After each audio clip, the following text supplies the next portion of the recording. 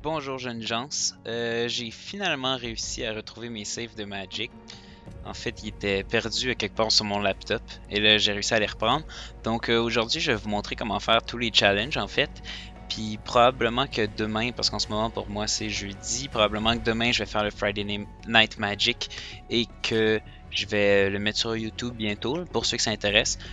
Pour aujourd'hui je vais vraiment juste vous montrer le walkthrough de tous les challenges de Magic 2014. Donc pour ici, c'est vraiment facile. On a un instant qui donne +1/+1 trample qu'on met sur notre gros 6/6.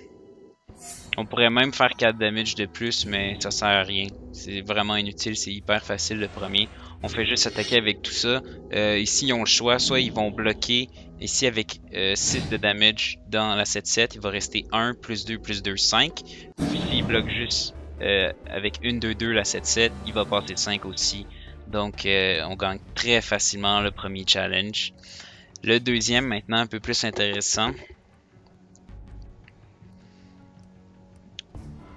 Le deuxième challenge, on commence en sortant la machette qu'on met sur un des animaux au hasard comme vous voulez. La seule chose qui est importante, c'est que pour les autres équipements d'après, il faut toutes les mettre sur le même. Parce que dans le fond, ben, ici, on va donner trample à notre créature. Donc pour que, même si elle est bloquée, le damage passe dans la vie de l'adversaire. Puis à la fin, bien sûr, on met les Golem Skin. Vu qu'il y a déjà 2 artefacts, il va y avoir 3 artefacts au total. Ce qui va monter son damage à 10. Nous permettant de faire le damage nécessaire pour gagner ce challenge-ci.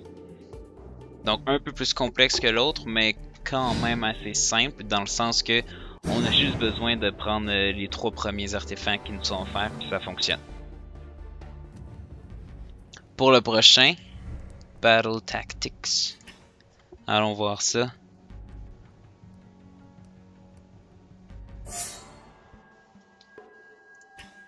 Bon. Ici, on utilise notre instant en fait pour tuer, non, pour permettre à la créature qui est pas bloquée de devenir plus forte et donc de gagner. Donc on fait juste attaquer comme ça. On attend qu'il choisisse ses bloqueurs. Une fois qu'il a choisi ses bloqueurs comme ça, on pèse sur le spacebar. On peut activer notre instant parce qu'on peut l'utiliser n'importe quand. Comme ça, la créature non bloquée devient 9/9 et on gagne directement. Il y a un autre challenge aussi que je pense qu'il utilise la même méthode pour gagner. Fait que, ouais, c'est quelque chose qui revient, c'est quelque chose d'assez facile aussi. Ici, c'est très simple. En fait, je sais même pas pourquoi c'est un challenge. On se fait attaquer par 2 cartes, même pas 3. Et là, on bloque les 2 cartes. N'importe comment, ça change rien parce que de toute façon, nos créatures meurent. Et là, c'est à notre tour. Et là, on attaque avec une créature qui fait 2 damage flying. Il peut pas bloquer parce qu'il n'y a pas de flying.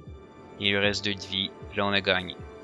J'ai pas vraiment compris l'utilité de ce challenge par rapport aux autres. Il n'y avait vraiment aucune difficulté. C'est un peu étrange. Mais bon.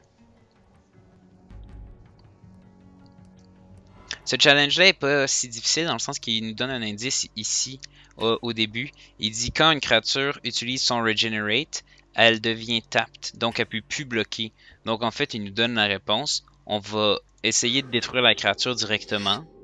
Ensuite, l'autre joueur en réponse va la Regenerate, ce qui va la taper de côté. Ce qui fait que maintenant il peut plus bloquer.